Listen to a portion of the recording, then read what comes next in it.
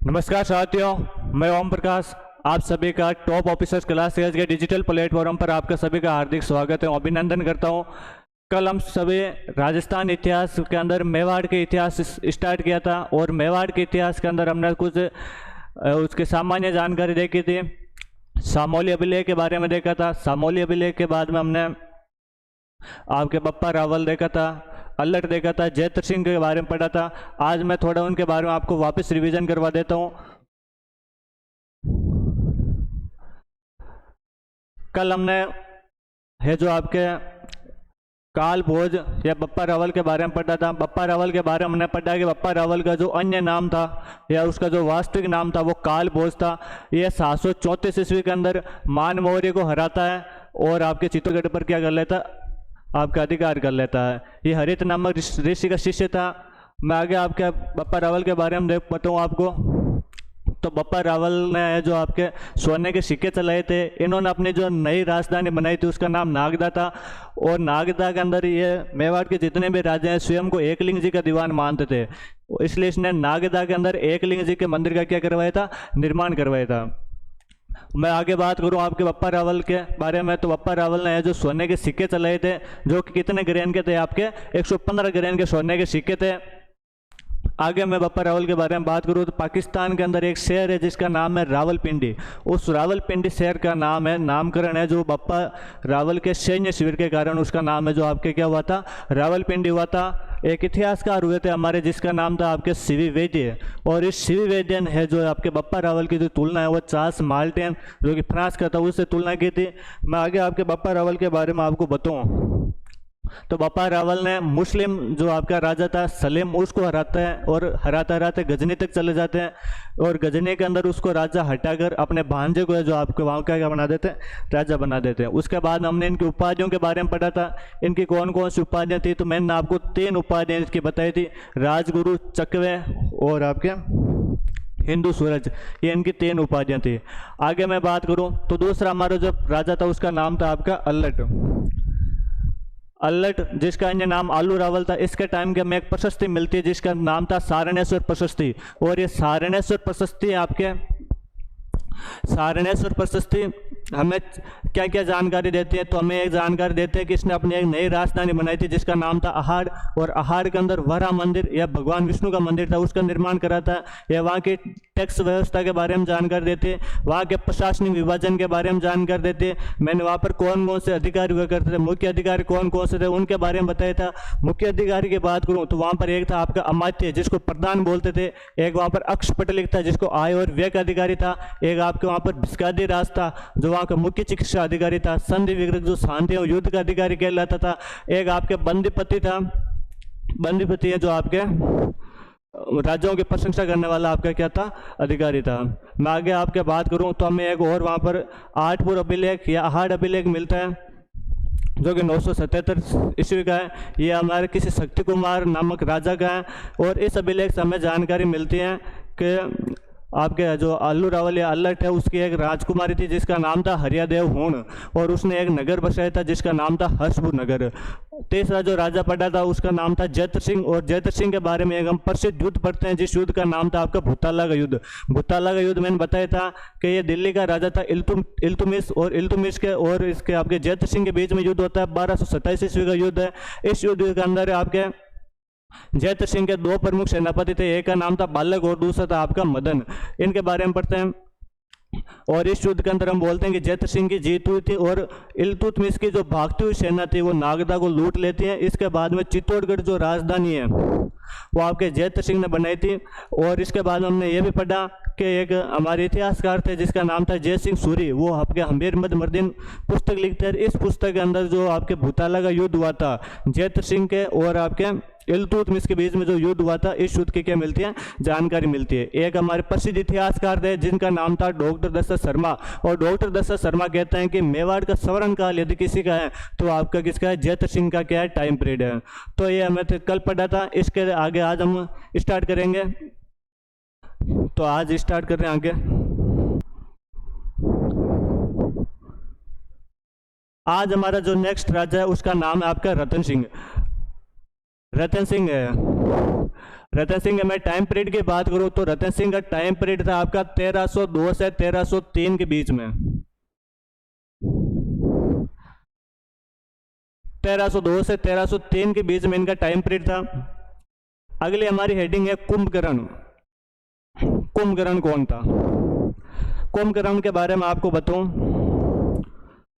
पहले आपको थोड़ी जनरल में बात बता देता हूं कि हमारे जैसे ये कोई राज्य है, मान लो कि कोई राज्य है और इस राज्य के अंदर जो मेन भूमि होती थी,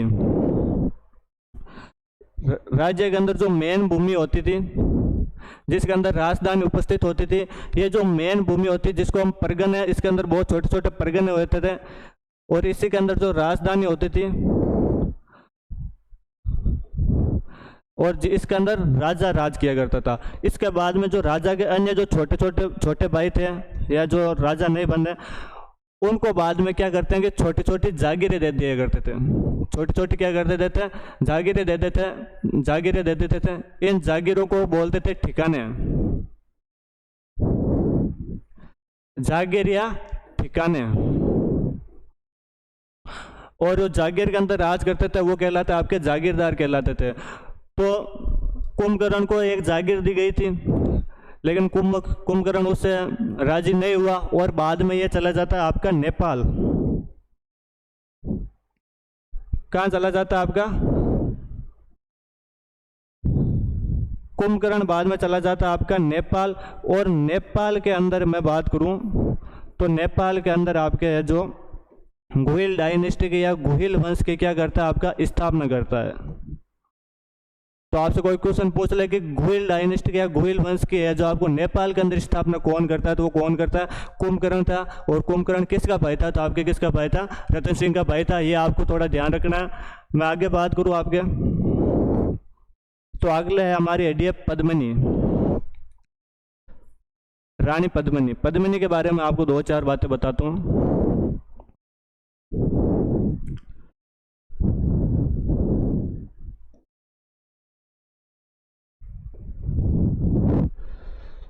रानी पद्मिनी,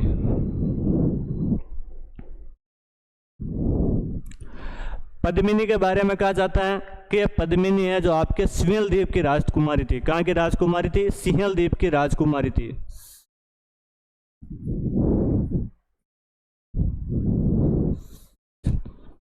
सिंहल द्वीप की क्या थी? राजकुमारी थी। सिंहल द्वीप क्या है? तो आज का मैं बोलूँ तो श्रीलंका, आज का श्रीलंका जिसको हम किस नाम से जानते हैं? सिंहल द्वीप के नाम, सिंहल द्वीप के नाम से जानते हैं। तो ये रानी पद्मिनी कहाँ की राजकुमारी थी? आपके सिंहल द्वीप की राजकुमारी थी। सिंहल द्वीप के अंदर इसके पिता का और माता का क्या नाम था? तो इसके जो पिता थे उनका नाम था आपके गंधर्व सेन। क्या नाम था?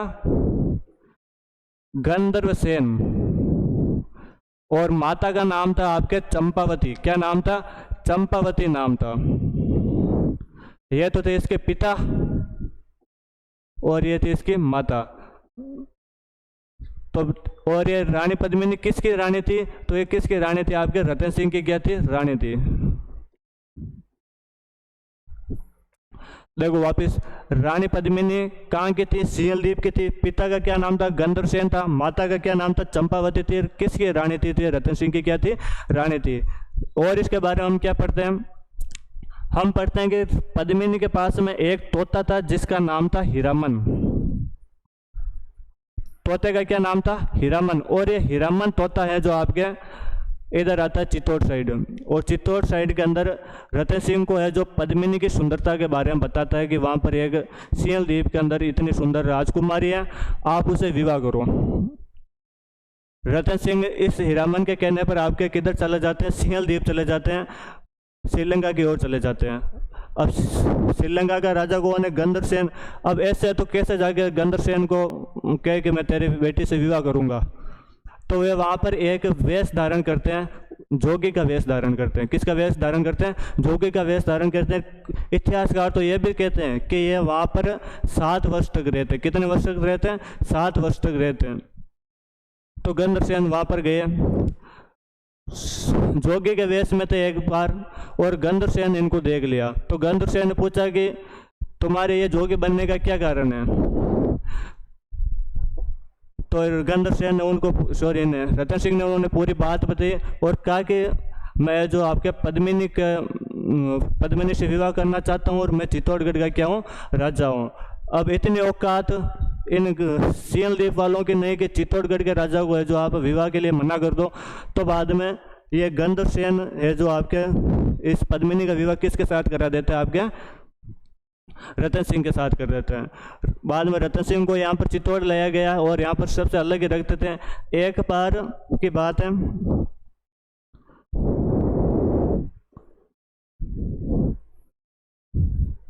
रतन सिंह के दरबार में एक बंदा रहता था, विद्वान बंदा रहता था, जिसका नाम था राघव चेतन। बंदे का क्या नाम था, राघव चेतन। और ये राघव चेतन है जो बाद में एक बार इस पद्मिनी को देख लेता है और इसने पहली बार देखा था पद्मिनी को और पद्मिनी की सुंदरता को देखकर ही एकदम बेहोश हो गए थे एक तरह से।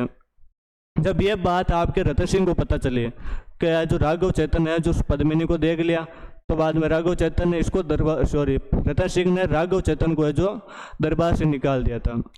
अब हम सब जानते हैं कि दुश्मन का दुश्मन अच्छा दोस्त होता है। राघव चेतन विद्वान आदमी था और विद्वान आदमी जहाँ कहीं भी जाता हमेशा उनके वहाँ पर क्या होती है, पूजा होती है। तो रतन सिंह बाद में राघव चेतन है जो इन मेवाड़ वालों का जो उस टाइम दुश्मन था उसका नाम था अलाउद्दीन खिलजी। क्या नाम था, अलाउद्दीन खिलजी। तो बाद में अलाउद्दीन खिलजी को है जो राघव चेतन है पद्मिनी की सुंदरता के बारे में क्या करता है, बताता है। तो ये आप थोड़ी माइंड में ध्यान रखना कि अलाउद्दीन खिलजी को है जो आपके पद्मिनी की सुंदरता के बारे में बताने वाला बंदा था, तो आपका कौन था, आपका राघव चेतन था। ये थोड़ी आप बात याद रखना। मैं आगे बात करूँ पद्मिनी के बारे में, तो पद्मिनी के बारे में एक पुस्तक लिखी हुई है।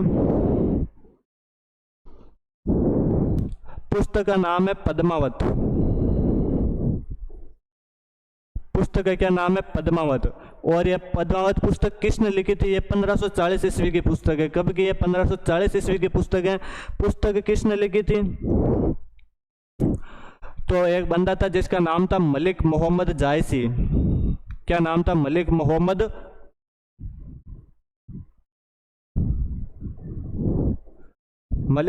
जायसी नाम का बंदा था। और इसने जो आपके पद्मावत पुस्तक लिखी थी कौन सी भाषा के अंदर लिखी हुई है, तो ध्यान रखना जो पद्मावत पुस्तक लिखी हुई है वो आपके कौन सी भाषा के अंदर लिखी हुई है, अवधी भाषा की पुस्तक है। किसने लिखी, मलिक मोहम्मद जायसी ने ये क्या लिखी थी, पुस्तक लिखी थी। तो आप थोड़ा ध्यान रखना इसके बारे में। तो ये हमारे थे आपकी पद्मिनी के बारे में थोड़ा वापस देख लो ना आप। मैं आगे बात करूं आपके, तो आगे आता है आपका अलाउद्दीन खिलजी का आक्रमण। अलाउद्दीन खिलजी ने आक्रमण कब किया था, यह आक्रमण क्यों किया था। पहले जो भी आक्रमण करते हैं पहले उसके कारण होते हैं, कुछ न कुछ कोजे जो होंगे जिसके कारण है जो उसने यहाँ पर क्या किया था, आक्रमण किया था। तो मैं आपको पहले आक्रमण के कारण बता देता हूँ। आक्रमण के बड़े बड़े 5 कारण हैं, थोड़ा उनको ध्यान में रखना। यदि मैं आपसे पूछूं तो एक कारण तो आप ही बता दोगे कि पद्मिनी की सुंदरता। जो राघव चेतन था वो आपके रतन सिंह ने जो राघव चेतन को दरबार से निकाल दिया था, बाद में राघव चेतन कहाँ चला जाता है, आपके अलाउद्दीन खिलजी के दरबार में चला जाता है। और बाद में ये उसका वो पद्मिनी को पाना चाहता था, ये उसका क्या था, प्रमुख कारण था। मैं आगे आपके बात करूं कारण, पहला कारण क्या था, तो पहला कारण हमारा ये था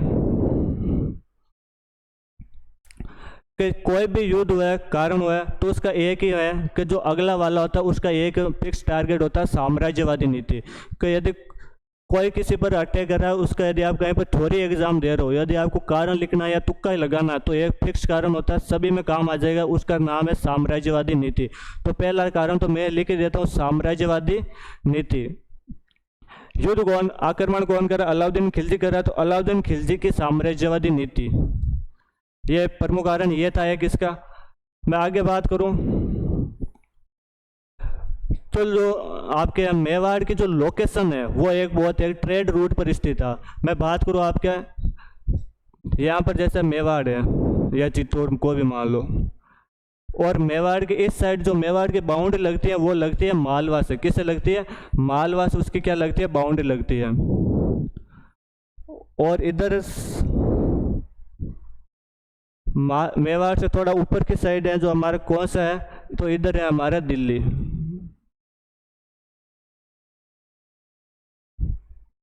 हमारे क्या है, दिल्ली। और मेवाड़ से नीचे की साइड हमारे इधर आता है आपका गुजरात। कौन सा डिस्ट्रिक्ट आता है, गुजरात डिस्ट्रिक्ट आता है। मैं आपको समझूं तो जो दिल्ली के अंदर जो राज कर रहा है वो सीधा सीधा ये चाहेगा कि यदि मैं यहाँ पर मेवाड़ के अंदर यदि मेरा राज हो जाए, या मेवाड़ के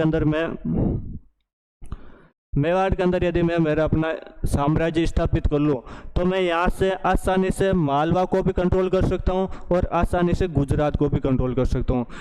यदि सपोज करो यहाँ पर मेवाड़ के अंदर उसका राज नहीं रहा, तो यदि वो दिल्ली जाएगा वापस, तो वापस से गुजरात वाले विद्रोह कर देंगे उसके खिलाफ, वापस जाएंगे तो मालवा वाले उसके खिलाफ विद्रोह कर देंगे। तो ये एक उनका प्रमुख कारण था। कि दूसरा प्रमुख कारण ये है युद्ध का कि आपके मेवाड़ है उसकी लोकेशन ऐसी है, मेवाड़ है जो आपके व्यापारिक मार्ग पर स्थित है। तो मैं इसका दूसरा प्रमुख कारण लिखूँ तो वो यही है कि ये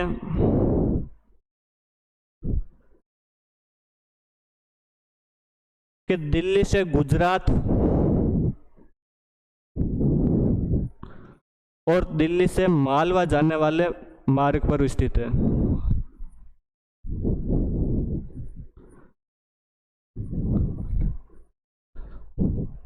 व्यापारिक मार्ग पर क्या है आपका स्थित है। तो एक प्रमुख कारण यह भी था इसका। तीसरा जो प्रमुख कारण था वो ये था कि हमें यहाँ से है जो उसको रेवेन्यू ज़्यादा प्राप्त होता था। मेवाड़ से क्या होता था, रेवेन्यू ज़्यादा प्राप्त होता। हमारे मारवाड़ के अंदर इधर तो ज़्यादा वर्षा नहीं होती थी, और जहाँ पर वर्षा ज़्यादा नहीं होती तो वहाँ से रेवेन्यू भी क्या होता है, हमें कम प्राप्त होता है। तो मालवा से क्या होता है, इधर हमारे चित्तौड़गढ़ से क्या होता है, रेवेन्यू थोड़ा ज़्यादा प्राप्त होता है। तो तीसरा जो प्रमुख कारण है वो है इसका एक सामरिक और आर्थिक महत्व है कि आपके मेवाड़ का कहीं ना कहीं आपका क्या है, सामरिक और क्या है, आर्थिक महत्व है।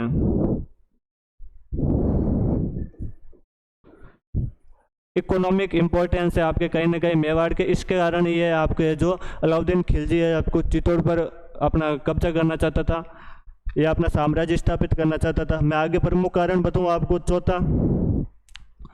तो कहीं ना कहीं हम देख रहे हैं कि मेवाड़ की है, मेवाड़ ने जो जयद्रथ सिंह से पहले जो राजा था वो उसने दिल्ली के राजा इल्तुतमिश को आपको हरा दिया था युद्ध के अंदर, भूताला के युद्ध के अंदर, जो हमने नेक्स्ट क्लास में पहले वाली क्लास में पढ़ा था। तो अब मुझे बताओ कि एक मेवाड़ का राजा दिल्ली के राजा को युद्ध में हरा देता है, तो इसका मतलब क्या हुआ, कहीं ना कहीं मेवाड़ का क्या बढ़ रहा है, आपका प्रभाव बढ़ रहा है। तो यह भी एक प्रमुख कारण कि मेवाड़ का क्या बढ़ रहा था, प्रभाव बढ़ रहा था, मेवाड़ का बढ़ता हुआ प्रभाव।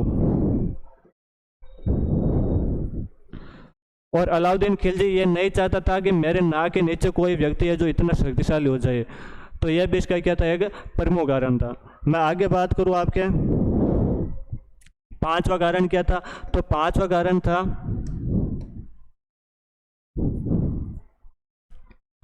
कि रतन सिंह के पिताजी का नाम था समर सिंह। रतन सिंह के पिता का क्या नाम था, समर सिंह था।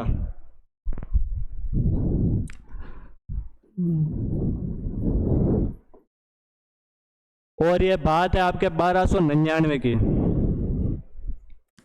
1299 के अंदर आपके अलाउद्दीन खिलजी है जो आपके गुजरात आक्रमण के लिए जा रहा था या गुजरात जा रहा था,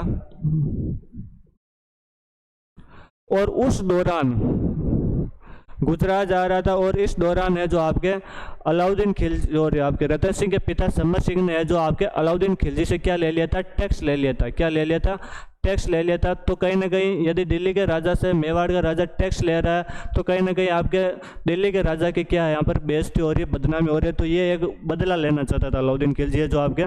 तो ये भी एक प्रमुख कारण था। छठा कारण जो आप सभी जानते हो, मैंने आपको बता भी दिया था कि वह रानी पद्मिनी को क्या चाहता था, पाना चाहता था, या पद्मिनी की सुंदरता, कुछ भी लिख दो।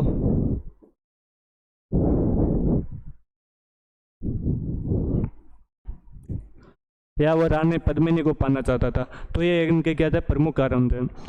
तो थोड़ा आप ध्यान रखना, यदि कहीं आप थ्योरी एग्जाम दे रहे हो तो आपके कहीं पूछ ले एग्जाम के अंदर, तो इनके प्रमुख क्या थे, आपके 6 प्रमुख कारण थे।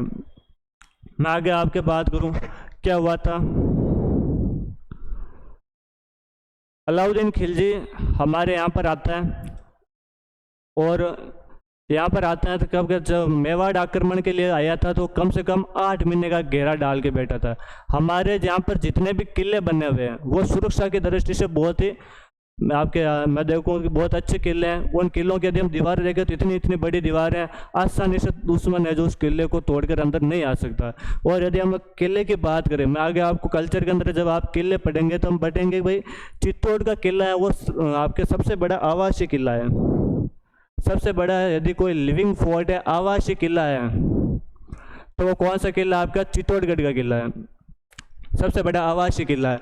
और पहले क्या होता करता कि यदि कोई दुश्मन की यदि सेना थोड़ी ज़्यादा है और हमारी सेना कम है, जैसे हमारी सेना 30,000 है और दुश्मन की सेना जैसे 1 लाख है, तो सीधा सीधा पता था कि भाई हम युद्ध के अंदर क्या करेंगे, हारेंगे। तो ऐसी स्थिति के अंदर क्या करते थे, जो आपके किला होता था, फोर्ट होता था, उसके अंदर है जो आपके उसके किले के दरवाजे बंद कर दिया करते थे और अंदर रहते थे।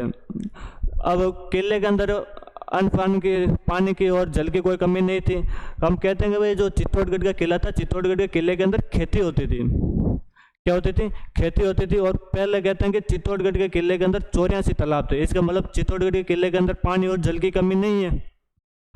तो अलाउद्दीन खिलजी यहाँ पर 8 महीने घेरे डाल के बैठा था। तो बाद में अलाउद्दीन खिलजी को पता चल गया कि यार ऐसे तो ये किले से बाहर नहीं आएंगे।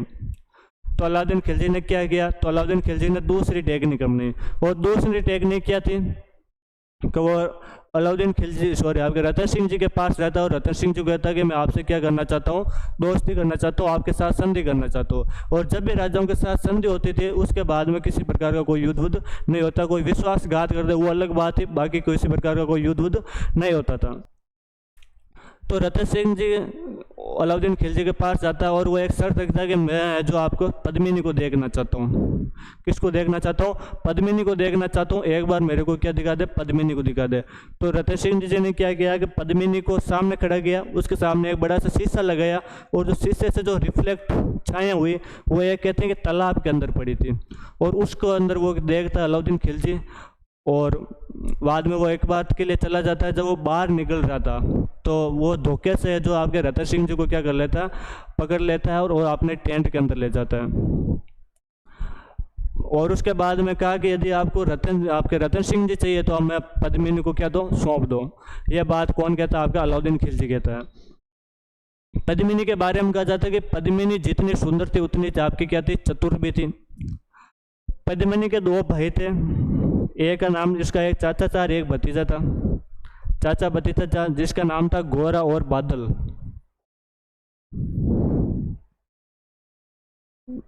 गोरा और बादल किसके भाई और चाचा थे? पद्मिनी के चाचा थे। और पद्मिनी इनको मैसेज कर दिया कि आपके जीजा जी को तो जो अलाउद्दीन खिलजी पकड़ लिया है और आपका ये वो शर्त डाल रहा है। तो गोरा और बादल यहाँ पर मेवाड़ आते हैं और गोरा और बादल क्या कहते हैं? अलाउद्दीन खिलजी से कहते हैं कि भाई पद्मिनी आ जाएगी। पहले क्या करते हैं, जब रानियाँ मिलने जाती तो रानी ऐसे नहीं जाती, वो आपके पालकी में बैठ के जाया करती थी। तो उन्होंने कहा कि भाई रानी अकेले तो आएगी नहीं, रानी के साथ दास या उसकी नौकरानियाँ वो भी आएगी। गोरा और बादल ने कहा जब उसके साथ दासी आएंगे तो वो सारी पालकी में बैठ के आएंगे। तो अलाउद्दीन खिलजी ने कहा ठीक है आने दो। तो कहते हैं कि गोरा और बादल ने एक टेक्निक अपनाई कि जो फर्स्ट पालकी थी उस पालकी के अंदर तो बिठाते पद्मिनी को, और बाकी कहते हैं कि 700 और पालकियाँ थी। उन 700 पालकियों के अंदर यहाँ जो आपके महिलाओं के कपड़े पहनाकर आपके सैनिक बैठा दिए थे और उन सैनिकों को क्या देते थे? आपके हथियार दे देते। तो ऐसे बैठा देते हैं। कहते हैं कि 700 पालकियाँ थी। कितनी पालकियाँ थी? 700 पालकियाँ थी।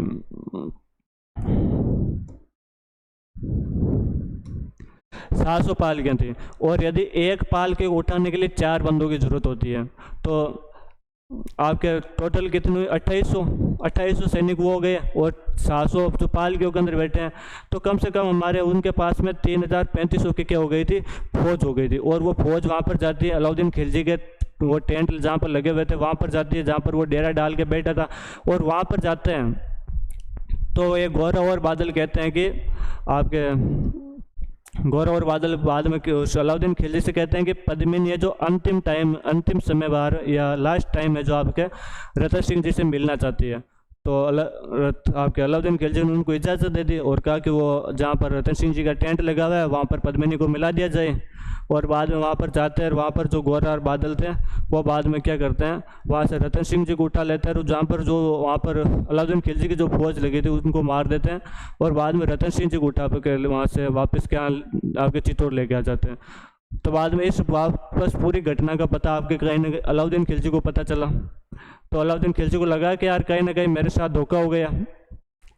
आगे मैं बात करूं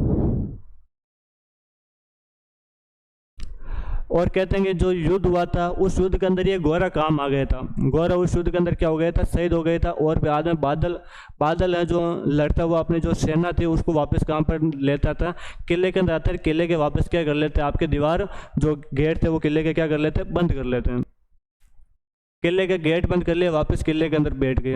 अब किले के अंदर जल की पानी की कोई कमी नहीं है, लेकिन अलाउद्दीन खिलजी वहाँ से जा नहीं रहा था, और किले का पानी और जल क्या हो रहा था, ख़त्म होने को आ गया था। तब उनको लगा कि यार कहीं ना कहीं भूखे प्यासे मरेंगे, इससे अच्छा है कि कहीं ना कहीं युद्ध के अंदर मरे, कहीं ना कहीं वीर गति को प्राप्त हो।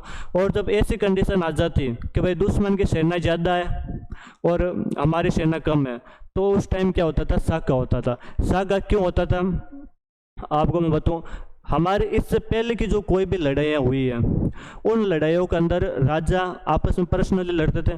किसी प्रकार के यदि कोई राजा युद्ध के अंदर हार जाता तो पहली बात वो टैक्स की मांग करते थे, दूसरी बात ज़्यादा से ज़्यादा उसका राज्य पर आक्रमण या कब्जा कर लेते थे। लेकिन जो राजा है उनके जो बाकी परिवार है, जैसे उनकी रानियाँ वगैरह हैं, उनके बच्चे वगैरह, उन पर किसी प्रकार का कोई अत्याचार नहीं करते। लेकिन जो मध्यकाल के जो जितने भी लड़ाई हैं उसके अंदर हम पढ़ेंगे बहुत ज़्यादा साके हुए हैं। और साके का कारण यही है कि जो दुश्मन की सेना होते हैं वो बाद में जो अन्य जो महिलाएं होते हैं उनके साथ दुर्व्यवहार करते थे, उनके शरीर को ले जाके बेच दिया करती थी। तो रानियाँ ये चाहती थी कि भाई जो रानियाँ या दासियाँ होती वो ये चाहती थी कि हम कोई दूसरा या दुश्मन हमारे शरीर को छुए, इससे अच्छा कि हम खुद हैं जो अग्नि के अंदर क्या करते हैं, जल के मर जाएं। तो यहाँ पर हमारे राजस्थान के अंदर ये साका होता है।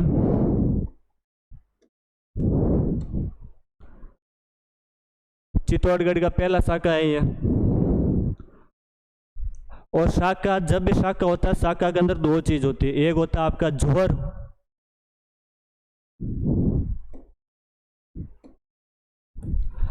एक साका के अंदर होता है आपका जोहर और एक होता है आपका केसरिया।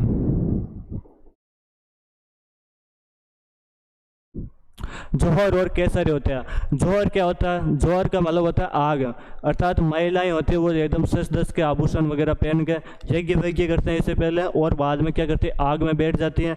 और केसरिया मतलब होता है कि पुरुष होते हैं वो आपके केसरिया रंग के आपके वस्त्र धारण करते हैं और युद्ध के अंदर लड़ने के लिए जाते हैं। और केसरिया का मतलब यही होता है, केसरिया खुद वीरता का प्रतीक है। तो पुलिस वो लड़ने के लिए आते हैं। इस टाइम जो युद्ध होता है, इस युद्ध का मेन उद्देश्य एक ही होता था कि दुश्मन की सेना को ज़्यादा से ज़्यादा क्या पहुंचाए, नुकसान पहुंचाए। इसके अंदर सीधा था कि भाई हमारी हार तो निश्चित है। तो इस टाइम का ये ऐसा युद्ध होता था, साका होता था ये। मैं साका की बात करूं तो यहाँ पर जो चित्तौड़गढ़ का पहला साका हुआ वो रतन सिंह के नेतृत्व में होता है। केसरिया किसके नेतृत्व में होता है, आपके रतन सिंह के नेतृत्व में होता है।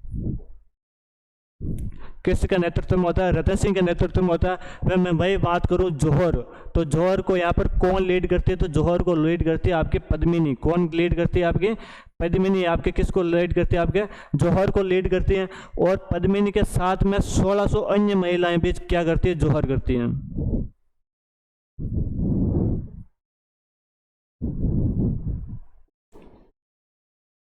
पद्मिनी के अलावा 1600 अन्य महिला भी क्या करती है, जोहर करते हैं। और केसरिया को कौन लीड करता है, आपका रतन सिंह लीड करता है। फाइनली साका हो जाता है। और साका होने के बाद में हमारे क्या होता है,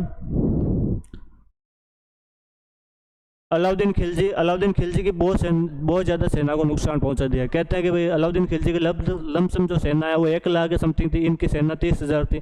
और 30,000 सेना लगभग 60-70,000 सैनिकों को मार दिया गया था। तो अलाउद्दीन खिलजी को वैसे गुस्सा आ रखा था कि भाई मेरी सेना को बहुत ज़्यादा नुकसान हुआ। तो अलाउद्दीन खिलजी ने सोचा कि मैं अंदर जाकर जो महिलाओं के साथ छेड़छाड़ करूँगा वैसा कुछ करूँगा। जब वो किले के अंदर प्रवेश करता है, अलाउद्दीन खिलजी जब किले के अंदर प्रवेश करता है तो वो देखता है कि सारी जो महिलाएं हैं वो जोर कर चुकी हैं, आग के अंदर बैठकर अपने प्राण त्याग चुकी हैं। तो बाद में वो और ज़्यादा गुस्सा होता है और कहते हैं कि मैंने अभी आपको बताया था कि चित्तौड़गढ़ का किला सबसे बड़ा आवासीय किला है। कहते हैं कि उस टाइम जो है जो चित्तौड़गढ़ की वो पब्लिक थी वो 30,000 के समथिंग थी और वहाँ पर 30,000 लोग उस किले के अंदर थे। और बाद में कहते हैं कि अलाउद्दीन खिलजी उन 30,000 लोगों के साथ क्या करता है, नरसंहार करता है, कत्लेआम कराता है। लोगों को जिंदा काट दिया था उसने। जो भी महिलाएं बची थी, लड़कियां बची थी, उनको दिल्ली ले गए थे उसके सैनिक उठा के, वहाँ पर उनके साथ दुर्व्यवहार अत्याचार किए गए। तो ये ध्यान रखना कि अलाउद्दीन खिलजी ने आपके 30,000 लोगों के साथ, मैं बात करूं आपके, नरसंहार किया था, नरसंहार या कत्लेआम।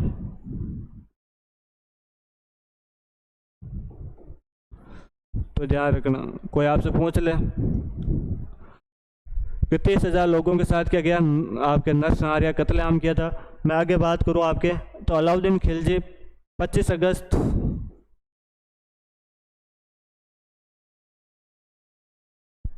अलाउद्दीन खिलजी 25 अगस्त 1303 को फाइनली हमारे क्या करता है, चित्तौड़गढ़ पर अपना कब्जा करता है। इसका पुणे यहाँ पर स्थापित हो गया था साम्राज्य। और एक तरफ से मैं यूँ देखूँ कि यहाँ पर जो आपका रतन सिंह था यहाँ का राजा, वो यहाँ पर केसरिया को लीड करता हुआ मारा जाता है।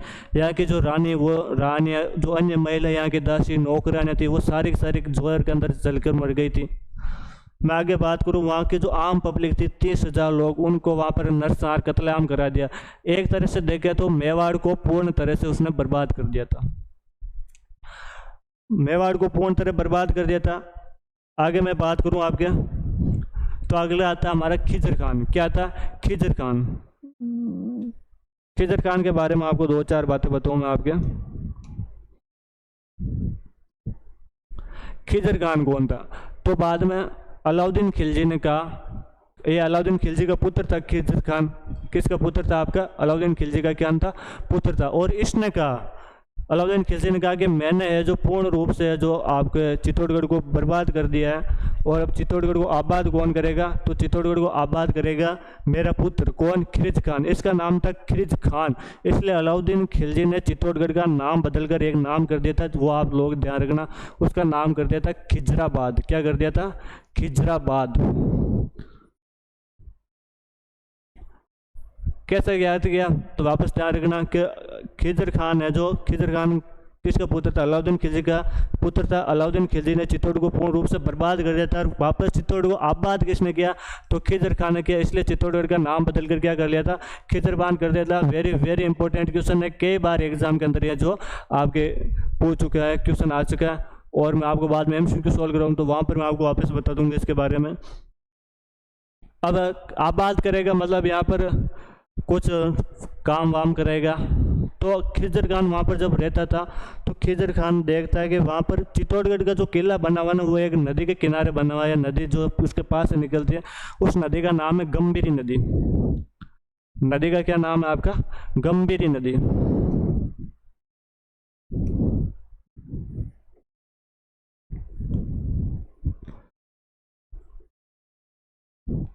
गंभीरी नदी वहाँ से पास में निकलती है, और वो देखता है कि गंभीरी नदी है जो, वहाँ उसमें बार बार उफान आता है, जिससे लोगों को बहुत ज़्यादा क्या होता है? नुकसान होता है।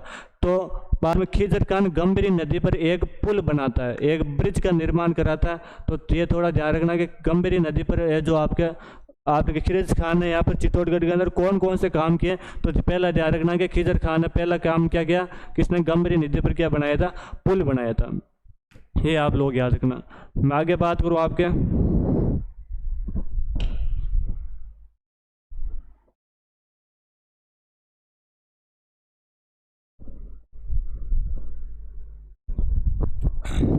आगे मैं बात करूँ और इसने क्या क्या काम करवाया था, तो दूसरा उसने काम करवाया था कि हमारे जितने भी यहाँ पर मैं आपके बात करूँ कि जैसे हमारे हिंदुओं के अंदर क्या होता है, कोई भी आपके लोक देवता या जो पूजनीय व्यक्ति होते हैं जब वो मरते हैं तो उनको क्या होता है, उनको देवता के नाम से जानते हैं। जैसे मैं बात करूँ आपके तेजा जी हैं, पाबू जी, रामदेव जी, ये आम लोग हैं, ये धरती पर जन्म लिया इन्होंने, और जब ये कुछ अच्छा काम किया तो हम इनको पूजने लगे हैं और इनको बाद में देवता के रूप में क्या करते हैं, मानते लगते हैं। मुस्लिमों के अंदर जैसे ऐसा टाइप का कोई व्यक्ति होता है जो अच्छे काम करते हैं उसको बाद में आपके पीर के नाम से जानते हैं। किसके नाम से जानते हैं? पीर के नाम से जानते हैं। और यहाँ पर एक और हम इनके बाद में जो यहाँ पर होते हैं हमारे इनके मंदिर बनाते हैं, इनके यहाँ पर दरगाह बनाते हैं। मुस्लिम हमारे हिंदुओं के अंदर तो जो पूजनीय व्यक्ति उनके क्या बनाते हैं, मंदिर बनाते हैं, और मुस्लिमों के अंदर जो कोई पूजनीय व्यक्ति होता है उनकी दरगाह, या मैं दूसरा नाम बोलूँ मज़ार, तो दरगाह या मज़ार बनाते हैं। तो हमारे यहाँ पर एक चित्तौड़गढ़ किले के अंदर एक दरगाह बनी हुई है, उस दरगाह का नाम है धाईबी पीर की दरगाह। क्या नाम है? धाईबी पीर की दरगाह। और कहते हैं कि 1325 ईस्वी की क्या है, दरगाह है। और इस दरगाह के अंदर जो इंक्रिप्शन लगा है, अभिलेख लगा है, आज भी हम जब भी कोई अच्छा काम कराते हैं, कोई नेता वगैरह लगाता है, तो हम देखते हैं कि वो वहाँ पर बाकायदा इंक्रिप्शन लगाते हैं कि ये फलाना काम है जो फलाना टाइम फलाना आदमी ने करवाया था। तो उस टाइम में ये धाईबी पीर की दरगाह लगी हुई थी, जो इसका विकास बनाई गई था, दरगाह बनाई गई थी 1325 में। तो इसका जो अभिलेख लगाया था, इंक्रिप्शन लगाया था, उस अभिलेख 1325 के अंदर जो अभिलेख लगाया था, उस अभिलेख के अंदर आपके इस अलाउद्दीन खिलजी की 2-4 उपाधि हमें मिलती है। तो वो उपाधि कौन कौन सी थी तो ध्यान रखना। इसको सिकंदर सानी कहा गया है। क्या क्या गया है? सिकंदर सानी।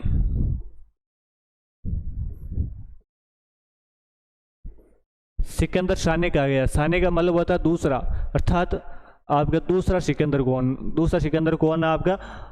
सिकंदर सानी या दूसरा सिकंदर की जो संख्या किसको दी गई है तो आपके अलाउद्दीन खिलजी को दी गई है। ये तो जानकारी हमें कहाँ से मिलती है तो धाईबी पीर की किस दरगाह से मिलती है, तो ये थोड़ा याद रखना। सिकंदर वो व्यक्ति था जिसने जो पूरी दुनिया को राज कर लिया था, और अलाउद्दीन खिलजी भी यही चाहता था कि मैं पूरी दुनिया पर अपना क्या कर लूँ, आपका राज स्थापित कर लूँ, अपना साम्राज्य स्थापित कर लूँ। तो इसको सिकंदर सानी कहा गया है। इससे एक और जानकारी मिलती है, इसको ईश्वर की छाया कहा गया है। क्या क्या है? ईश्वर की छाया।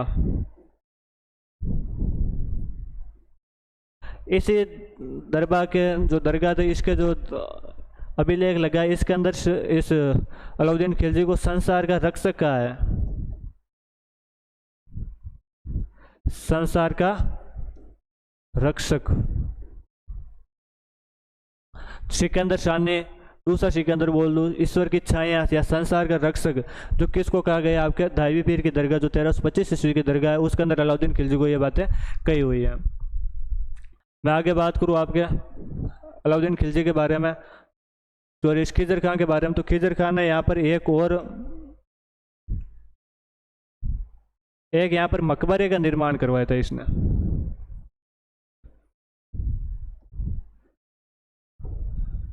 मकबरे का क्या करवाया था? निर्माण करवाया था। मकबरा क्या होता है? जैसे आज हमारे कोई हिंदुओं के अंदर कोई व्यक्ति जिसकी डेथ होती है तो बाद में उस व्यक्ति के जहाँ पर उसको जलाते हैं उस व्यक्ति के स्थान पर वो हम छतरी का निर्माण करते हैं, सैनिटप्स का निर्माण कर देते हैं। मुस्लिमों के अंदर जहाँ पर उस व्यक्ति को जलाया जाता है वहाँ पर मकबरे का निर्माण करता है। हम पढ़ेंगे मुमताज का मकबरा। मुमताज का मकबरा जैसे मैं आपको बताऊं का आपके जहांगीर की राजकुमारी थी आपके शाहजहांगीर थी आपके मुमताज, और मुमताज का जो मकबरा बनाया हुआ है उसका नाम है आपका, उसका पहला नाम था मुमताज का मकबरा। मुमताज का मकबरा। बाद में लोगों से इतना बड़ा नाम आया नहीं गया, तो उसके बाद में क्या गया कि भाई आगे से ये मोम हटा दिया, उसके बाद में गया ताज का मकबरा। क्या गया, ताज का मकबरा। और उसके बाद में इसको आजकल उसको कहने लगे ताजमहल, और उस ताजमहल को आज तो ताज ही कहने लगे, बाद में पता नहीं आएगा क्या क्या कहेंगे। तो ये आप थोड़ा ध्यान रखना। तो ये मकबरा क्या होता है तो आप समझ गए। तो मकबरे का निर्माण किसने करवाया था आपके, इसने खिजर खान ने करवाया था यहाँ पर। तो खिजर खान ने यहाँ पर दो प्रमुख काम करे थे। तो यहाँ पर गंभीरी नदी पर पुल बनाया था, एक धाबी पीर की दरगाह जो दरगाह बनी है उसके अंदर इसको कौन कौन सी जानकारी मिलती है, सिकंदर शाह ने ईश्वर की छाया संसार का रक्षक, और एक मकबरे का यहाँ पर निर्माण करवाता है। तो ये आप थोड़े बात इसके बारे में ध्यान रखना। मैं आगे यदि आपके बात करूँ तो ये जो हमारा युद्ध हुआ था चित्तौड़गढ़ का, जो पहला साका हुआ था, वो इसकी जानकारी हमें कहाँ से मिलती है। तो इस अलाउद्दीन खिलजी का एक दरबारी विद्वान था जिसका नाम था अमीर खुसरो। अलाउद्दीन खिलजी का दरबारी विद्वान था जिसका क्या नाम था, अमीर खुसरो। क्या नाम था, अमीर खुसरो था। और अमीर खुसरो की एक पुस्तक है जिसका नाम है खजाइन उल फतह या तारीख अलई। पुस्तक का नाम वापस सुनना,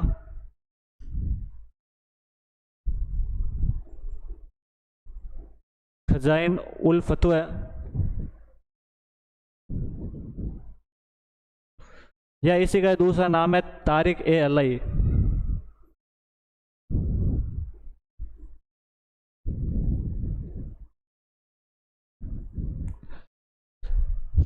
तारीख तारीख का मतलब होता है तारीफ करना। ए अलाउद्दीन खिलजी की, अलाउद्दीन खिलजी की तारीफ लिखी हुई है। अमीर खुसरो किसका दरबारी विद्वान था, तो आपके आपके अलाउद्दीन खिलजी का दरबारी विद्वान था। और इसने जो वहाँ पर किसके बारे में ये जानकारी मिलती है, तो ये जो चित्तौड़गढ़ का पहला शाखा उसकी क्या मिलती है, इसके अंदर जानकारी मिलती है। फारसी भाषा के अंदर लिखी हुई पुस्तक है। तो ध्यान रखना, कोई पूछे तारिक उल फतह या तो आपके खजान उल फतह या तारिक अलई किसकी पुस्तक है, तो अमीर खुसरो की पुस्तक है। किसकी जानकारी मिलती है, तो चित्तौड़गढ़ के पहले की शाखा जो रतन सिंह के इस अलाउद्दीन खिलजी के बीच में जो युद्ध हुआ था उसकी जानकारी हमें कहाँ से मिलती है, इस पुस्तक से मिलती है। तो आप थोड़ा ये ध्यान रखना। मैं आगे आपके बात करूँ तो अगला आता है हमारे मालदेव सोनगरा।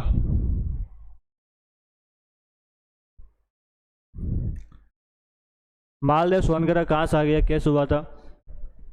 1303 के अंदर हमारे इधर चित्तौड़गढ़ पर आक्रमण करता है अलाउद्दीन खिलजी। इससे पहले अलाउद्दीन खिलजी ने 1301 के अंदर हमारे रणथंभौर पर आक्रमण किया था। कहाँ पर आक्रमण किया था, रणथंभौर। और रणथंभौर का उस टाइम जो राजा था वो हमारा हमीरदेव चौहान था। उसके बारे में हम जब चौहान पढ़ेंगे तो उसके बारे में पढ़ेंगे। 1301 के अंदर उस पर आक्रमण करता है। और मैं बात करूँ आपके 1305 के अंदर अलाउद्दीन खिलजी सिवाना पर आक्रमण करता है, और यहाँ पर सिवाना का पहला शाखा होता है। मैं बात करूँ आपके 1311 की, तो 1311 के अंदर अलाउद्दीन खिलजी आपके जालौर पर आक्रमण करता है। कहाँ पर आक्रमण करता है, जालौर पर आक्रमण करता है। और जालौर पर जब आक्रमण करता है तो वहाँ का जो राजा था वो था कान्हड़देव। क्या था, कान्हड़देव था। और उसका बेटा था जिसका नाम था वीरमदेव। तो कान्हड़देव और वीरमदेव सोनगरा वर्सेज आपके अलाउद्दीन खिलजी के बीच में 1311 के अंदर वो होता है। मैं जब आपको चौहान पढ़ाऊंगा तो वापस वहाँ पर जालौर के बारे में बता दूंगा। इस कान्हड़देव सोनगरा के बीच वहाँ पर वो आपके मैं बात करूँ तो वहाँ पर शाखा होता है, युद्ध होता है। उस युद्ध के अंदर ये मालदेव सोनगरा बच गया था। उस मालदेव सोनगरा को बाद में पकड़ कर दिल्ली ले गए थे 1324 या 1325 तक। तो यहाँ पर खिजर खान ये क्या करता है, राज करता है। मैं बात करूँ चित्तौड़गढ़ के अंदर, बाद में खिजर खान यहाँ से तंग आ गया था। और बाद में मालदेव सोनगरा जो दिल्ली अलाउद्दीन खिलजी के पास में रहता था, तो बाद में अलाउद्दीन खिलजी ने मालदेव सोनगरा को यह क्या सौंप दिया गया था, आपके मेवाड़ सौंप दिया। तो हम वापस थोड़ा ध्यान रखना कि मालदेव सोनगरा कहाँ से आ गया था। तो मालदेव सोनगरा कौन था, कहाँ से आया था, तो उसके बारे में आपको थोड़ी बातें बता देता हूँ।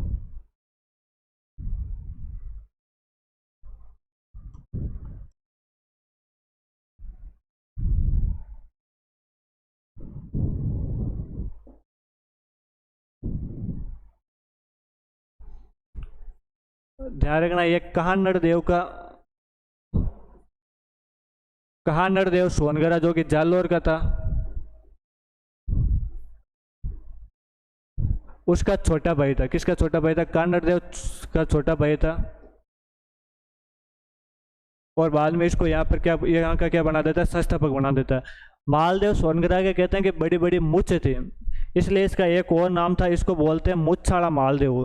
क्या बोलते हैं इसको? इसको बोलते हैं मुच्छाड़ा मालदेव। मुच्छाड़ा मालदेव के नाम से भी जानते हैं, तो ये भी तो आप थोड़ा ध्यान रखना है मुच्छाड़ा मालदेव कौन था। तो ये मालदेव सोनग्रा को कहा गया है, ये बात है ना। मालदेव सोनग्रा के बाद में हो जाती है डेथ, और मालदेव सोनग्रा की डेथ होती है तो उसके बाद में यहाँ का जो राजा है वो इस मालदेव सोनग्रा का जो बेटा था उसको बनाते हैं, जिसका नाम था बलवंत सोनग्रा।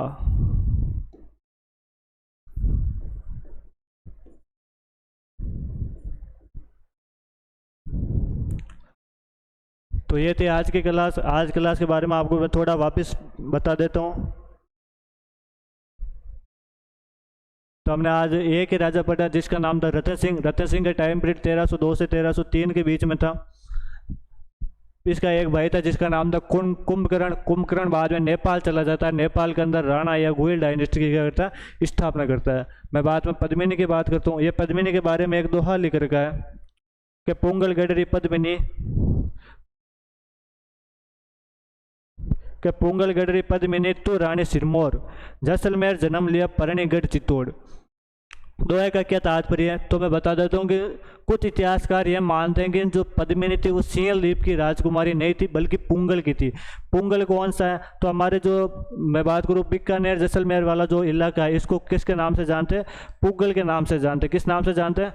और वो पुंगल की क्या थी? राजकुमारी थी। इसलिए हमारे दुआ है कि पुंगल गडरी पद्मिनी तो रानी सिरमौर, जैसलमेर जन्म लिया। तेरा जन्म तो कहाँ पर हुआ? जैसलमेर हुआ, परनीगढ़ चित्तौड़। और तेरा विवाह कहाँ पर हुआ? चित्तौड़गढ़ के अंदर हुआ। तो ये थोड़ा पद्मिनी के बारे में दुआ ये याद रख लेना। मैं आगे बात करूँ आपके पद्मिनी आपके रतन सिंह गंधर्वसेन चंपावती की बेटी थी। आपके रतन सिंह की राजकुमारी थी। राघव चेतन अलाउद्दीन खिलजी को है जो पद्मिनी की सुंदरता के बारे में बताता है।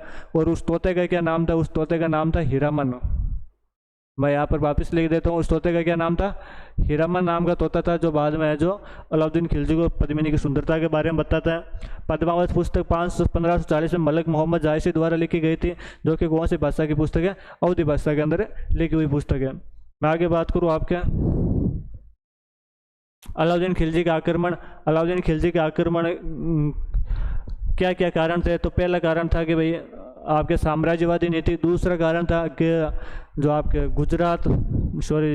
मेवाड़ है वो दिल्ली से गुजरात और दिल्ली से आपके मालवा जाने वाले ट्रेड मार्ग पर स्थित है, यह कारण था। तीसरा सामरिक एवं आर्थिक महत्व था। चौथा कहीं ना कहीं मेवाड़ का प्रभाव बढ़ रहा था। पांचवा कि समर सिंह ने 1299 से जो गुजरात जाते समय अलाउद्दीन खिलजी से क्या ले लिया था? टैक्स ले लिया था, इसलिए वो कहीं ना कहीं उसकी प्रतिष्ठा का क्वेश्चन बन रखा था। और छठा कारण क्या था? आपके पद्मिनी की सुंदरता थी। प्रमुख 6 कारण थे हमारे। अगला आता है साका। साका के अंदर मैंने बताया था, साका के अंदर 2 चीज़ होती है, एक तो होता है आपका जौहर, एक आपके क्या होता है? केसरिया। जौहर और जौहर को कौन लीड करते हैं? पद्मिनी करते हैं। पद्मिनी के साथ में कितनी अन्य महिलाएं? 1600 अन्य महिलाएं। और केसरिया को कौन लीड करता है? आपके रतन सिंह। और 25 अगस्त 1303 को यहाँ पर अपना क्या कर लेता है? साम्राज्य स्थापित कर लेता है अलाउद्दीन खिलजी। बाद में यहाँ पर 30,000 लोगों का कत्लेआम या नरसंहार कराता है। मैं आपको यहाँ पर एक अलाउद्दीन खिलजी के जो सेनापति है तो वो लिखाना भूल गए। तो अलाउद्दीन जो साका हुआ था उस टाइम अलाउद्दीन खिलजी के जो सेनापति थे, सेनापति कौन थे आपके? गोरा और बादल। गोरा और बादल कौन थे? तो पद्मिनी के चाचा और भाई थे। तो ये आप थोड़ा और याद रख लेना इसके बारे में। आगे मैं बात करूं तो बाद में हमारे खिजर खान आ गया था। खिजर खान हमारे यहाँ पर गंभीरी नदी पर पुल बनाता है। गंभीरी नदी पर पुल बनाता है और यहाँ पर एक मकबरे का निर्माण कराता है। और दाइबी बेर की दरगाह है जो 1325 ईस्वी की सॉरी दरगाह। इस दरगाह से हमें ये 3 उपाधि मिलती है। फारसी भाषा के अंदर ये लिखा हुआ है। अमीर खुसरो जो अलाउद्दीन खिलजी का दरबारी विद्वान था, उसकी पुस्तक है खजाइन उल फतवा या तारीख है।